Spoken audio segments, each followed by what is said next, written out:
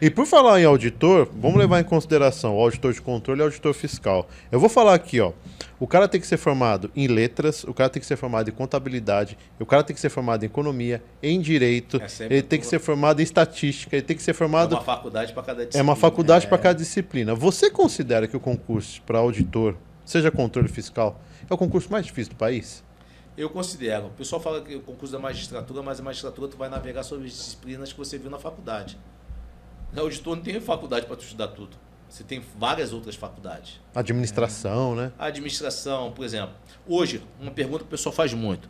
Jefferson, qual é a graduação que é melhor para quem quer fazer o concurso de auditor fiscal? De acordo com o último concurso, é a faculdade de administração. É óbvio que não é só o nome que diz, mas sim o conteúdo que fez a faculdade. Eu fiz a administração. Então, por exemplo, na minha faculdade, eu estudei... Caiu a administração geral, a administração pública, estudei na faculdade. A administração financeira orçamentária, caiu no concurso. Estatística, estudei na faculdade, caiu no concurso. Matemática financeira, estudei na faculdade. Caiu. Contabilidade geral, estudei, caiu no concurso.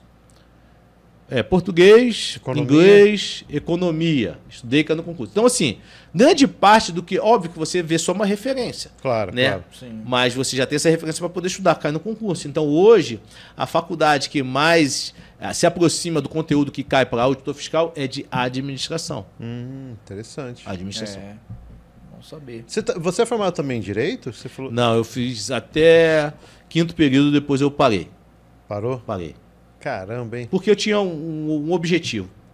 E aí, quando eu entrei na mentoria, né, comecei a fazer mentoria, eu, cara... Não tem ser humano que aguenta. Não tem como aguentar, né? Porque aí você tinha que fazer mentoria, fazer faculdade, trabalhar... Não, eu assim, cara, putz, eu tinha uma coisa em mente, né? E aí, meus filhos chegaram, tal, aí ficou mais difícil, mais atenção, eu fui... Migrei por parte de mentoria que, pô, foi bastante...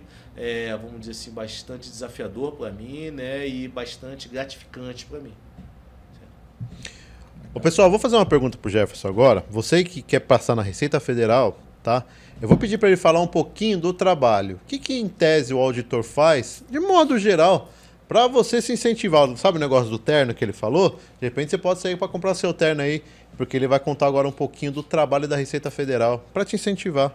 O que um auditor faz, então, de modo geral? O auditor fiscal da Receita Federal é a autoridade tributária e aduaneira da União, certo? Ele é responsável, né, tem a competência privativa para fazer a constituição do crédito tributário através do lançamento e toda a parte que envolve o crédito, a análise do crédito tributário. De forma bem simples, né? É o que constitui o crédito, é o que faz o lançamento, é o que analisa o lançamento, tudo que envolve a constituição, né? A obrigação do sujeito passivo de pagar. É o auditor que faz, fiscal que faz, tá? De constituir, criar a obrigação com o Estado. De forma bem simples, né? Tem outras atividades que são realizadas, por exemplo, o controle aduaneiro de entradas e saídas de bens e serviços do país, bens e veículos do país, certo? Então você tem esse controle que é feito pelo auditor fiscal, a classificação fiscal das mercadorias que entram, a tributação dessas mercadorias é o auditor fiscal. Então, assim, tem várias outras funções inerentes, mas basicamente é isso, a constituição do crédito tributário, tá? Fazer a obrigação, né? Criar a obrigação de fazer com o Estado. E assim, Jefferson, agora te perguntando, aquilo que tem no edital, o cronograma de estudo ali, o cara de fato vai usar sendo auditor? Ah, cara, depende da área, né? Uhum. Depende da área. Então, assim, uma área você vai usar mais, outra você vai usar menos. Por exemplo, tem área que você precisa escrever demais, tem área que você não precisa escrever nada. E aí você vai, por exemplo, utilizar toda a tua redação de uma discursiva, de um português, porque você vai ter que desenvolver toda uma base de constituição do crédito. Por exemplo, quando você faz um lançamento, você tem que trazer todo aquilo que o contribuinte fez, que infringiu a lei tributária, você vai explicando passo a passo para que o judiciário, se for julgar, né, caso entre na justiça, ele possa entender o que aconteceu para poder verificar se está de acordo com a lei ou não, entendeu? E tem áreas que você não precisa escrever nada, cara. Entendeu? Então, assim, depende muito da área, tá? Por exemplo, economia. Porra, por que o cara vai estudar economia? Porra, tem uma área da Receita Federal que estuda toda a política tributária, economia tributária do país. Então há uma necessidade de você entender todo o processo econômico para poder saber para onde que vai a arrecadação, segue a arrecadação, qual é o setor que está produzindo mais, está produzindo menos, a retração, tudo isso é análise tributária de arrecadação. Entendi. Ô Jefferson, embora você diga que talvez a faculdade hoje mais propícia é a administração para o cara que queira prestar Receita Federal, a gente vê aí nos dados que, poxa, acho que 40% até 50% dos aprovados são engenheiros.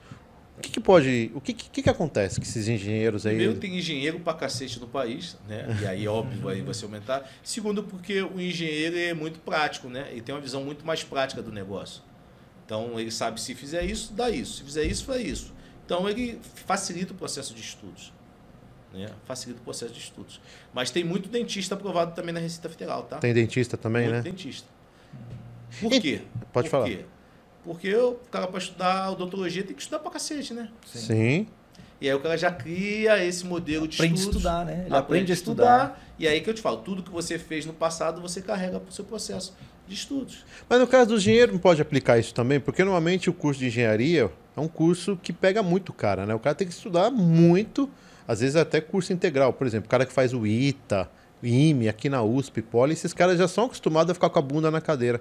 Talvez também não seja isso? Você fala, o cara da Poli aqui, o cara já ficou com a bunda na cadeira no vestibular. Já começa por aí. Antes de começar a pregressa dele já a vida pregressa dele vai fortalecendo. O IME, mesma coisa. Para tu passar no IME, tu tem que estudar pra cacete.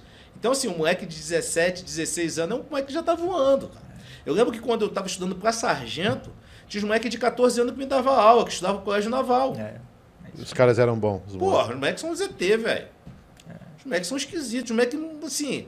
Eu, na minha humildade, o cara sabe mais do que eu. Eu tinha 18 anos, 17 anos, o moleque tinha 14 anos, o cara sabia pra cacete. Pegava matemática, principalmente álgebra, aritmética, o cara voando. Então, assim, o moleque, 14 anos, um ET. E aí, porra, quando vai estudar pro concurso, vai ficar fácil pra ele. Por quê? Porque eu te falei, tudo que você fez no passado vai ser cobrado na hora de você estudar.